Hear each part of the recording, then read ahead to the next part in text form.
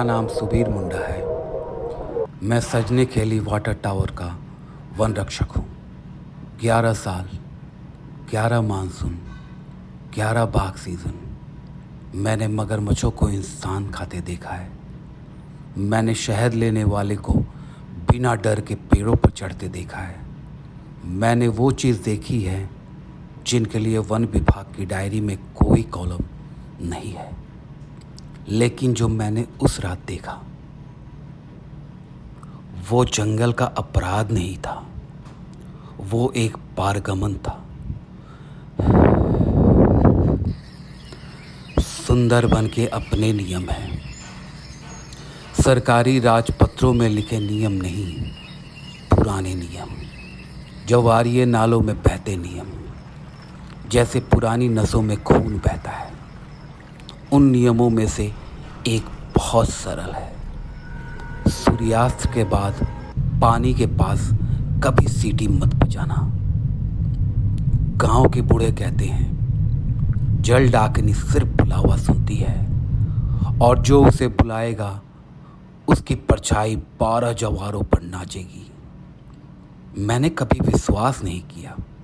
मैं सरकारी कर्मचारी हूँ, मेरे पास राइफल है, रेडियो है, प्राथमिक उपचार किट है, मेरे पास विज्ञान है। विज्ञान तब काम नहीं करता जब पानी खड़ा होने लगता है। उस साल दिसंबर था, मैं भूल नहीं सकता। 2024। 4 युवा फिल्मकार कोलकाता से आए। परमिट था, गाइड था, भोला। नाम सुना है क्या? 1 नंबर एक गाधा। वो मूर्ख था, उसे बेहतर पता होना चाहिए था। लड़की थी प्रिया, नीले बाल, डेनिम जैकेट, बहुत बोलती थी। उसने कहा, अंकल साइंस आचे, अंकल साइंस है की होते पारे, क्या हो सकता है?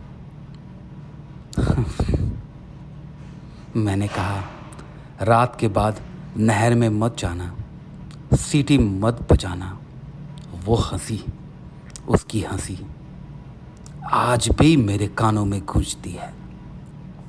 लेकिन अब वो हंसी नहीं है, अब वो सीटी नहीं है, बस एक अजीब सी सीटी उसकी जगह पे है। रात के 9:15 पर वे नाव लेकर निकले। मैंने वॉच टावर से देखा, लालटेन की पीली रोशनी नहर में जा रही थी, मैंग्रोव की जड़ें उसे निगल रही थी। 10:30 पर रेडियो चटका। भोला की आवाज़ थी, लेकिन वो आवाज़ नहीं थी, वो एक गीला कपड़ा निचोड़ा जा रहा था। उसने कहा, सर, वो पुकार, ओए कि आपने सुन लेन, क्या आपने सुना? मैंने कहा, क्या पुकार? उसने जवाब नहीं दिया। फिर वो चीखा, लेकिन वो चीख नहीं थी, वो एक कटी हुई चीख थी, जैसे किसी ने पानी के नीचे से उसका मुंह दबा दिया हो। रेडियो मर गया। मैं रतन और लालटू को लेकर नाव पर गया। नहर में कम जवार था, मैंग्रोव की जड़ें विशाल मकड़ी की टांगों की तरह पानी से बाहर थी। हमें ढोंगी उल्टी मिली, केकड़ा द्वीप के पास।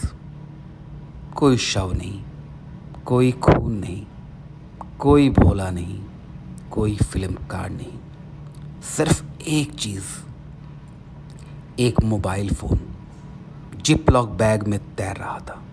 स्क्रीन ऑन थी, एक वीडियो रिकॉर्ड हो रहा था। मैंने वो वीडियो देखा।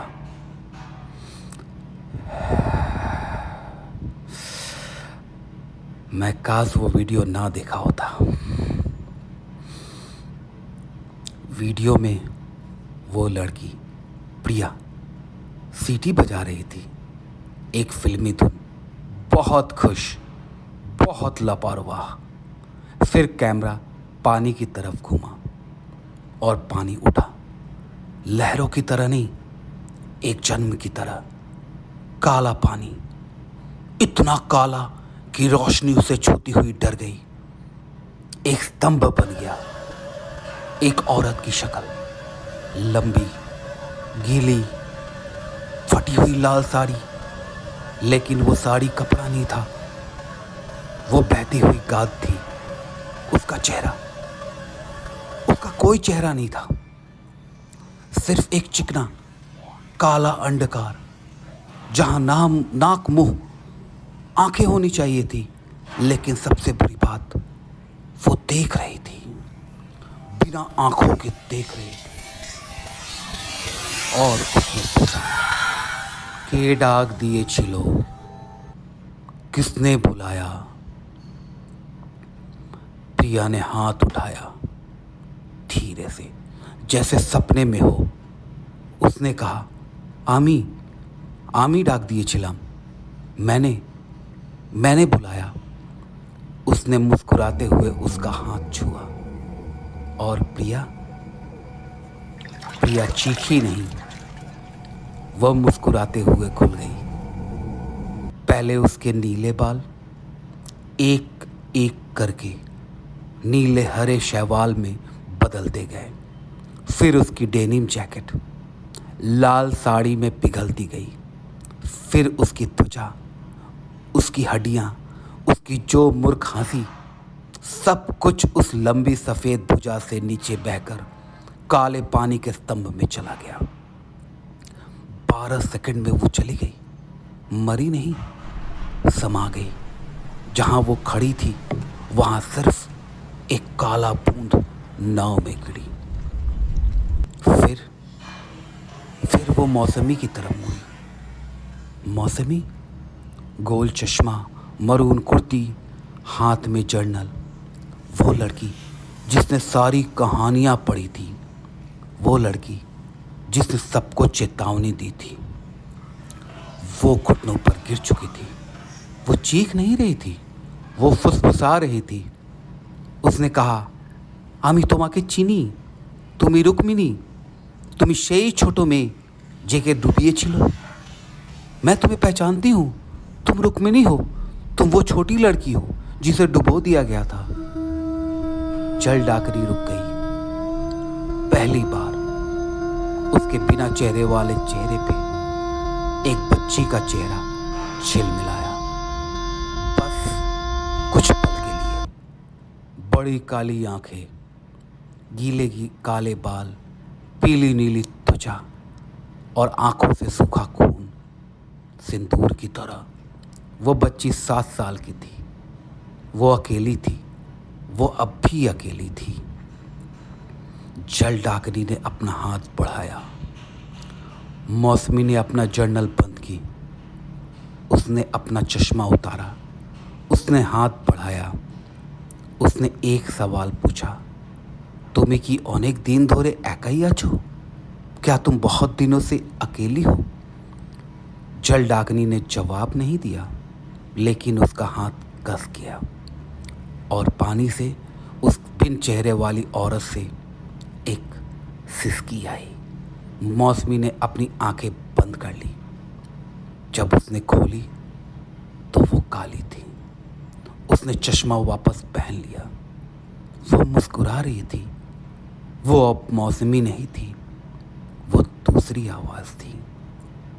फिर अर्जुन, बड़ा सा आदमी, ऑलिव जैकेट, मोटी दाढ़ी, हेडफोन गले में। वो बहुत कम बोलता था, वो सिर्फ देखता था। उसने कभी डर नहीं दिखाया, लेकिन मुझे पता था वो पानी से डरता था, गहरे पानी से, उन आवाज़ों से जिनका कोई स्रोत नहीं होता। उस रात जब जल डाकनी ने उसकी तरफ देखा तो वो भागा नहीं, वो नाव से उतरा। एक कदम काले पानी में, धीरे धीरे, जानबूझकर। पानी उसके घुटनों तक आया, कमर तक, छाती तक, ठुड्डी तक। उसकी आंखें उस बिना चेहरे वाली औरत से नहीं हटी, उसका मुंह नहीं खुला। जब पानी उसके सिर से ऊपर बंद हुआ तो कोई छपाक नहीं हुई, कोई लहर नहीं उठी। 3 सेकंड बाद एक बुलबुला उठा, सतह पर ठिठुर गया। एक हवा या कुछ ऐसा जो उस हवा में सांस ले रहा था उसे ले गया।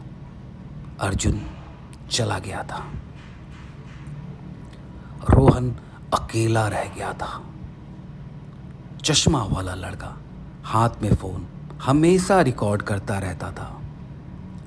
वो बैठा रहा, जमा हुआ सा, आंखें खुली, मुंह खुला, कोई आवाज़ नहीं। उसका फ़ोन अभी भी रिकॉर्ड कर रहा था। लाल बत्ती टिमटिमा रही थी।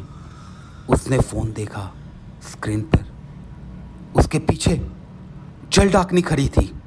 उसने पीछे देखा, कोई नहीं था। फ़ोन देखा, वो और करीब थी। पीछे देखा, कोई नहीं।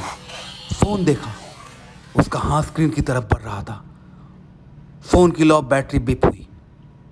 फिर स्पीकर से एक फुसफुसाहट आई, के डाक दिए चिलो तुम्ही।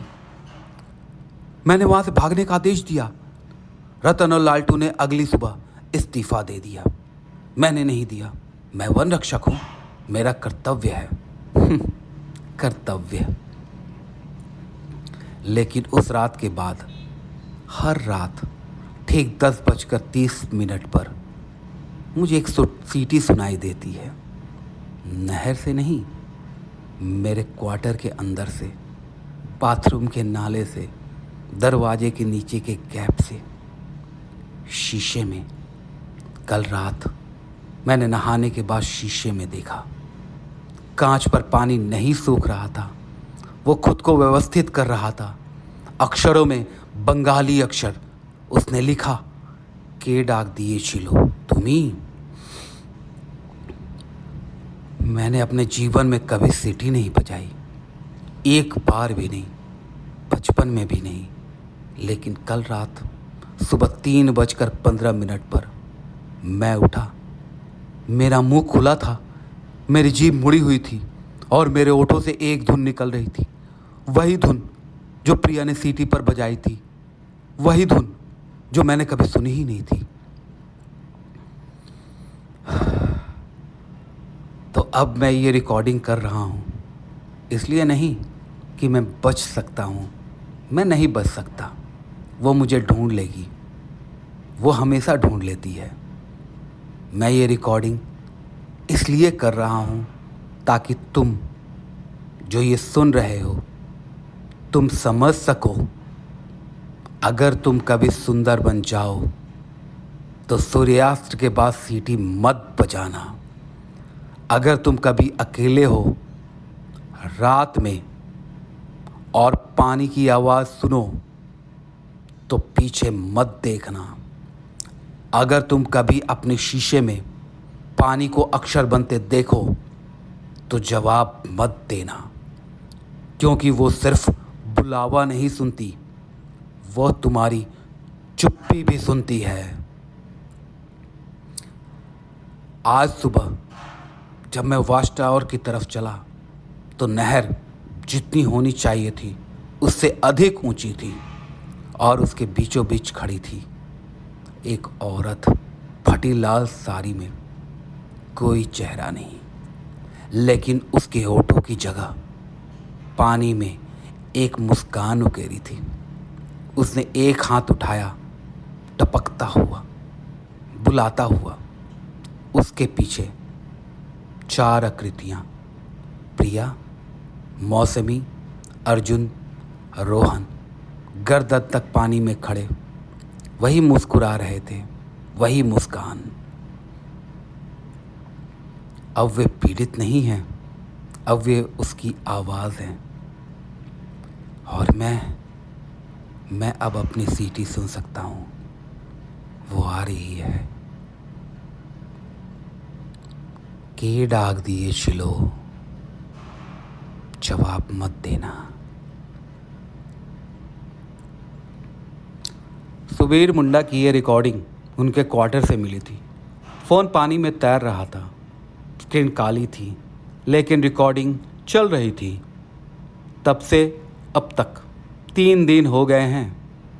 सुबीर मुंडा का कोई पता नहीं, लेकिन सजने खली वॉच टावर पर हर रात 10:30 पर एक सीटी सुनाई देती है।